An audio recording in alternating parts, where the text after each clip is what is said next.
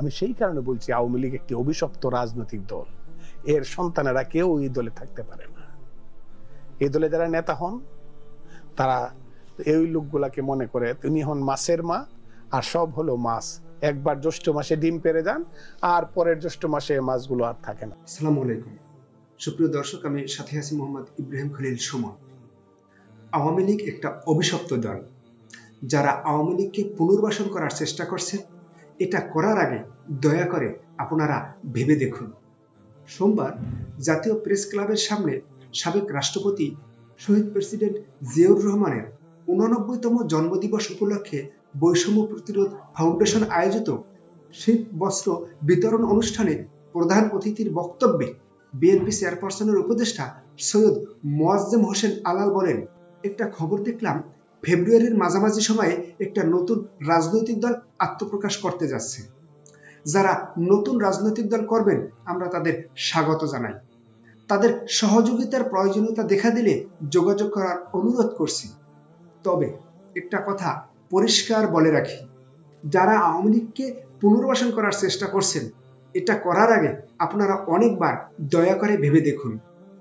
অনেকবার আপনাদের ভাবতে হবে। শেখ মুজিবুর রহমান আওয়ামী লীগকে গলা টিপে হত্যা করে বাকশাল কায়েম করেছিল।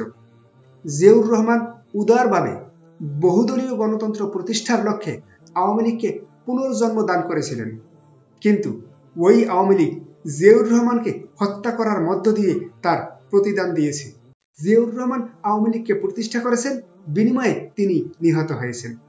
এরপর জাতীয় পার্টি আওয়ামী লীগকে পুনর্বাসিত করার চেষ্টা করেছে। জাতীয় পার্টি এখন প্রায় বিলীন হওয়ার পথে। পরবর্তীতে বাংলাদেশ জামায়াতে ইসলামী আওয়ামী লীগকে পুনর্বাসিত করার চেষ্টা করেছে। তার প্রতিদান হিসেবে আওয়ামী লীগ বাংলাদেশ জামায়াতে ইসলামীর শীর্ষ 12 নেতাকে ফাঁসির কাস্টে ঝুলিয়ে হত্যা করেছে, অসংখ্য নেতাকর্মীকে গুম খুন করেছে। এক সময় বাংলাদেশ সেনাবাহিনীর একাংশ আওয়ামী লীগকে পুনর্বাসন করার চেষ্টা করেছে। আওয়ামী লীগ তার প্রতিদান হিসেবে 52 জন সেনা অফিসার সহ প্রায় 100 জন সেনা কর্মকর্তাকে হত্যা করেছে। এই হলো আওয়ামী লীগের চরিত্র। যারাই আওয়ামী লীগকে পুনর্বাসিত করতে যাবেন, তারা অতীতের এই উদাহরণগুলো মাথায় রেখে তারপর সতর্কতার সাথে পদক্ষেপ নেবেন। কারণ আওয়ামী লীগের নামের সঙ্গে গণতন্ত্র যায় না। আওয়ামী লীগের নামের সঙ্গে সাধারণ মানুষের দরদ যায় না। বহুদল বহুমত এই স্লোগানের সঙ্গে আওয়ামী লীগের চরিত্র মেলে না। আওয়ামী লীগ হচ্ছে একটি ফ্যাসিস্ট, হত্যাকারী, নির্যাতনকারী, লুটপাটকারী রাজনৈতিক দল।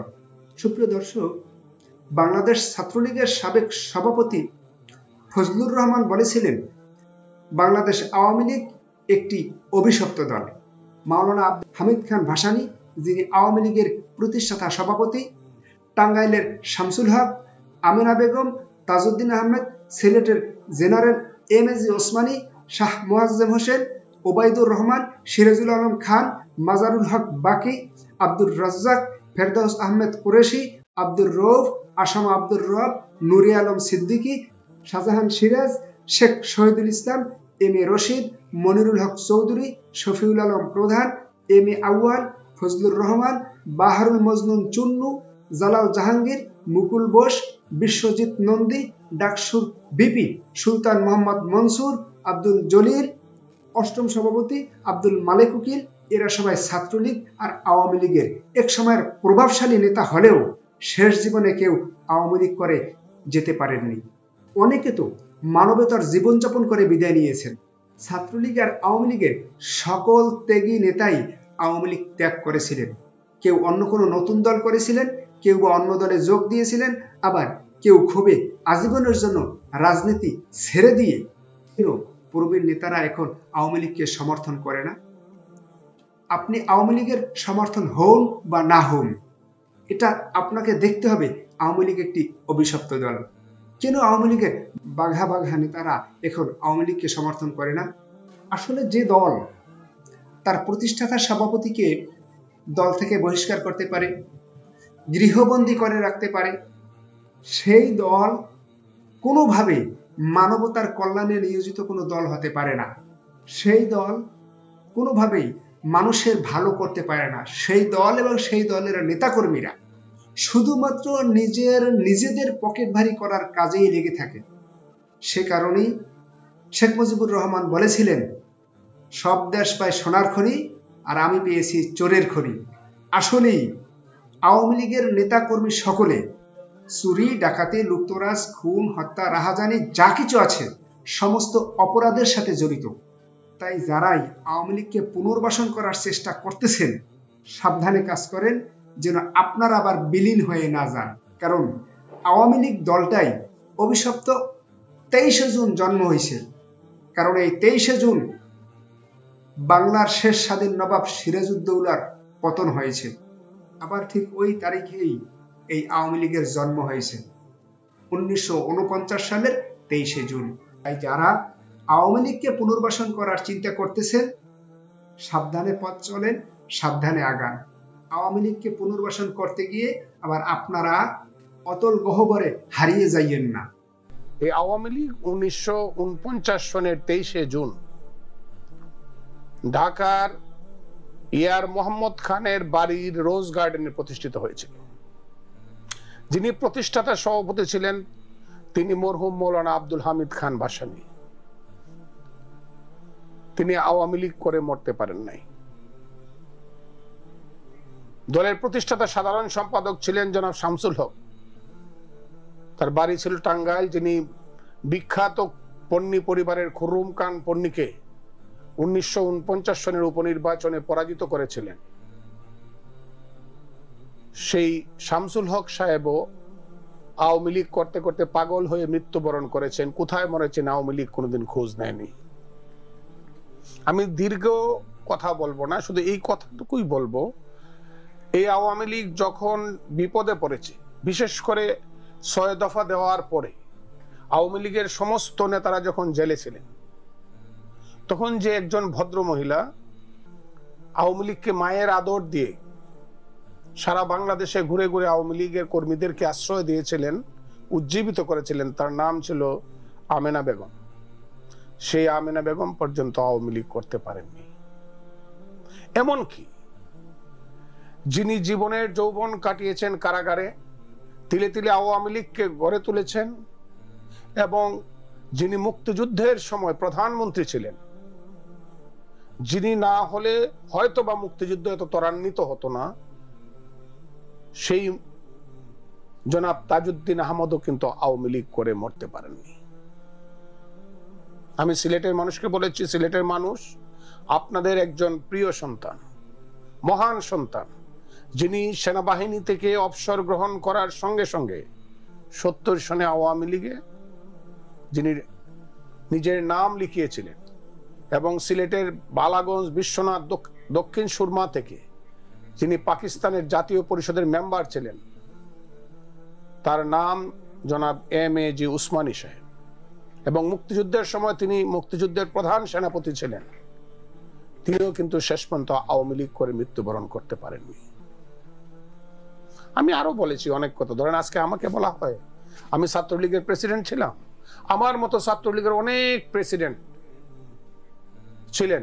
1962 সনে আইয়ুবের আমলে যখন ছাত্রলীগ প্রতিষ্ঠিত হয়, শাহ মুয়াজ্জেম সাহেব ছিলেন ছাত্রলীগের তখনকার প্রতিষ্ঠাতা প্রেসিডেন্ট। শাহ মুয়াজ্জেম সাহেব আওয়ামী লীগ করতে পারেন নাই। জনাব শেখ ফজলুল হক মনি 15ই আগস্টে নিহত হয়েছে।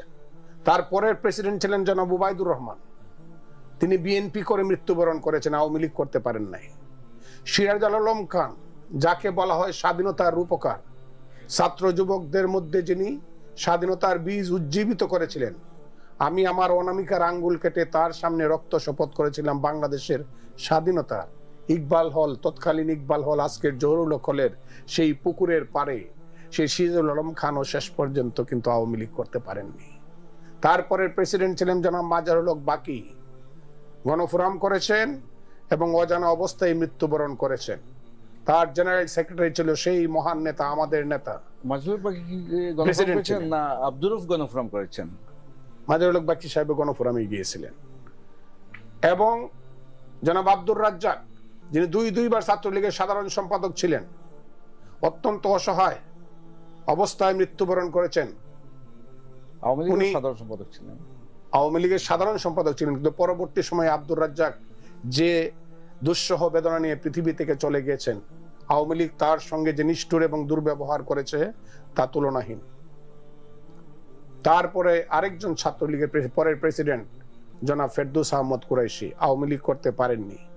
এরপরের প্রেসিডেন্ট জনাব আব্দুর রউফ, উনি গণফোরাম করে কিছুদিন আগে মৃত্যুবরণ করেছেন। খালেদ মোহাম্মদ লাই সাহেব সেক্রেটারি ছিলেন, তাদের খোঁজ নাই।